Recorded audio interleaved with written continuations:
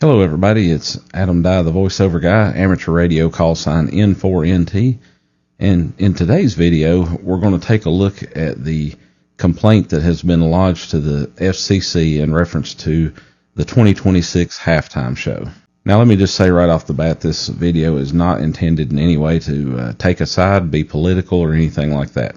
What I want to do is just look at the complaint itself, look at the FCC rules and standards, see what maybe applies, who has jurisdiction, or if they have jurisdiction. Just look at it from that angle.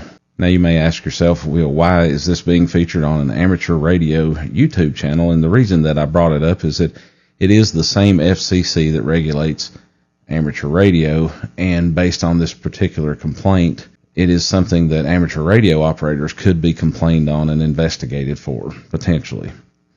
So the complaint itself, I'm not sure how many complaints have come in about it, but it's basically citing indecency in the lyrics of the songs and indecency in the performance. Now, one thing I'm not going to do on this, I'm not going to mention what the name of the game was because there's some trademark stuff there. I don't think it applies to this particular type of video, but I'm not going to take a chance. I'm also not going to name the initials or even the full name of the organization or the artists themselves or anything like that. I'm just kind of looking at this from an angle of what applies here, what could potentially happen. So I will give some opinions when it comes to things like that. If I do give an opinion as to what I think an outcome might be or anything, that's not necessarily my opinion on what should happen. It's just my opinion on what could happen. So the complaint has been lodged about indecency, not only in the spoken words, but also the performance.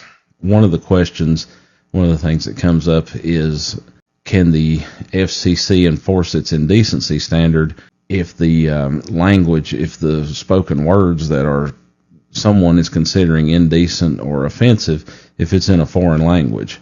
And all the research that I've done on the FCC rules and standards, it doesn't specify that it has to be a performance in English, or it doesn't seem to matter what language it is. Of course, we're talking about the FCC here in the United States, and what happened is here in the United States is I realize we may have some viewers outside of the United States, but the FCC decency standard does not seem to discriminate or specify that it has to be in a particular language. Now, one of the questions that we might ask is, does the FCC even have any jurisdiction in this particular case? That's pretty simple, maybe a pretty simple answer, but just to kind of analyze why, especially for those who may not be familiar, is yes, they absolutely do. This particular performance was broadcast over one of the big network TV stations. They also broadcast it over their streaming service, which the FCC has some jurisdiction there. But as far as what happens over a streaming service or a cable service, those are subscription based. You can't just pull the signal out of the air and watch that. So those particular sites or channels don't face quite the same scrutiny as the broadcast. But the broadcast station definitely falls under the FCC standards. And just as a little bit of a reference, and let me be clear that I'm not saying one way or the other if I personally deem this to be obscene or not obscene, or indecent or not indecent, or profane or not profane. One of the things is, as far as the spoken words, I don't speak Spanish, so I'm relying on what I can do research-wise on other websites as far as what was said. What I have gathered from various sources, and I've tried to use multiple, some that I know lean one way and some that I know lean the other. It's kind of one of those, if you take 10 sources and half of them go one way, half of them go the other, but they're all kind of saying the same thing or close to the same thing, or maybe all but one or two or something, then you can sort of figure out what's closest to the truth by doing that.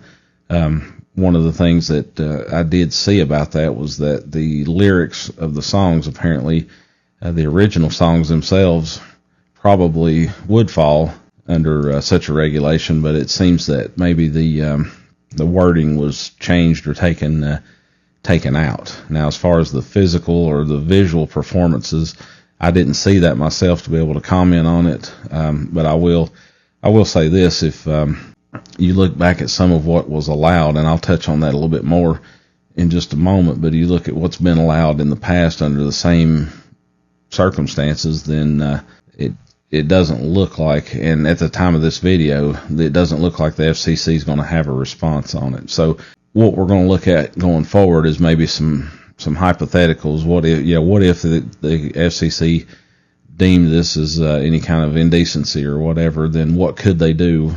What would they do?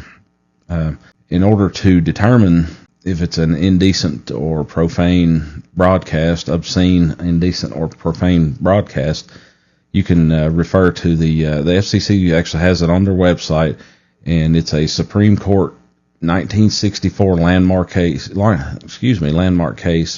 a 1964 landmark case on obscenity and pornography. Justice Potter Stewart famously wrote, "I know it when I see it." That case still influences the FCC rules today, and complaints from the public about broadcasting objectionable content drive the enforcement of those rules. So in other words, if you know it when you see it and find it objectionable, you can tell the FCC and they can check into it. Obscene content does not have the protection of the First Amendment. Now, I am reading this from the FCC website, by the way. For content to be ruled obscene, it must meet a three-pronged test established by the Supreme Court, and it must appeal to the average person's prurient interest, depict or describe sexual conduct in a patently offensive way. I'm not going to read all these, but they do have rules concerning indecent content, which is defined separately from obscene content, and they do have rules pertaining to profane content, which is separate from the other two. Some of the words they use under profane content is grossly offensive language. Now, looking at some other cases that have happened in the past, and these particular cases are specific to this event. This is this event in the past.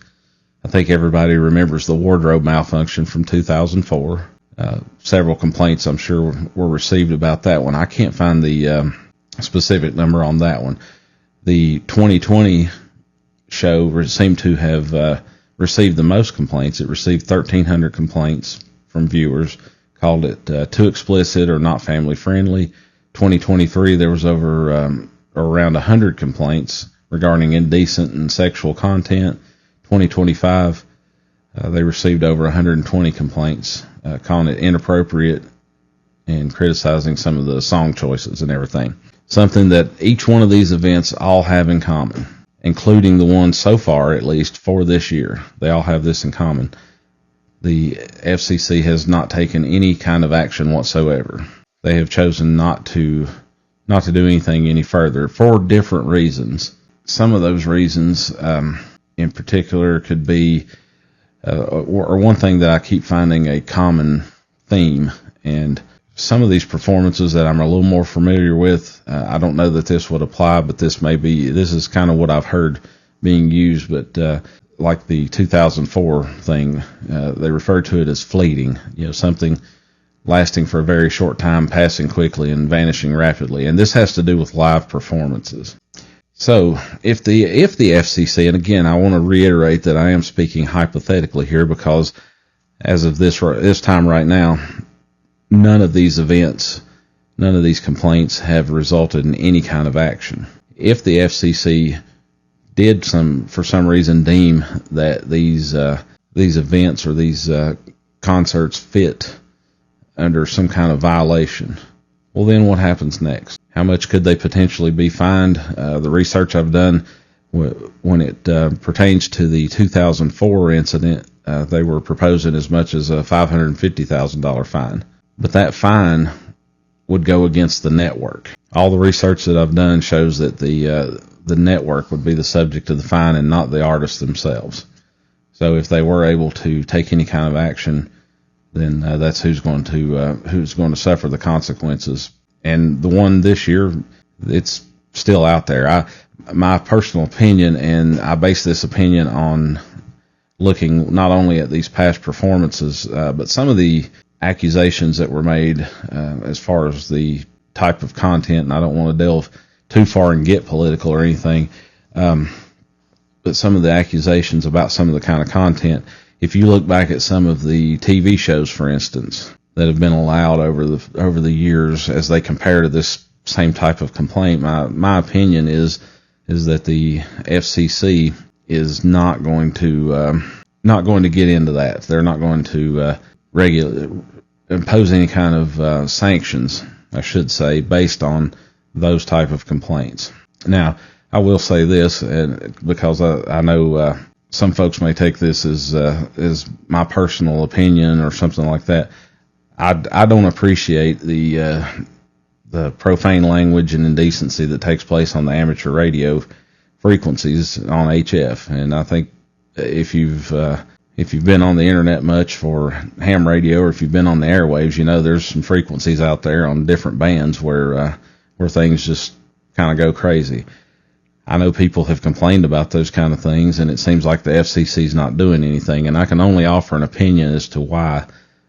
I think what we're running into at this point is the language.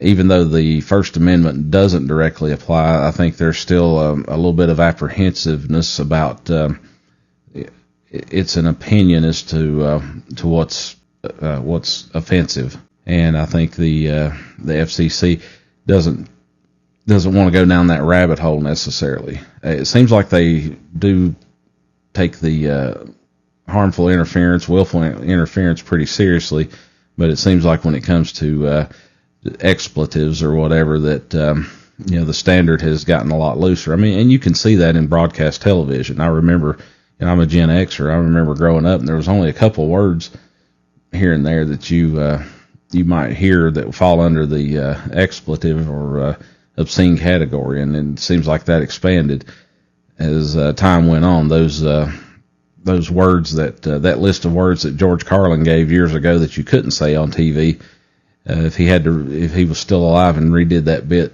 these days, that would get a lot shorter. So that's where I think, and that's a matter of opinion, I think the lack of enforcement comes from, and I think you can correlate that directly to the halftime show and other things that are taking place on broadcast television these days. There's also a standard, and it doesn't apply to this one because best I remember this took place beforehand, but there's the standards get a little bit looser after 10 p.m., and I think that runs until about 6 a.m. in the morning, so overnight type stuff.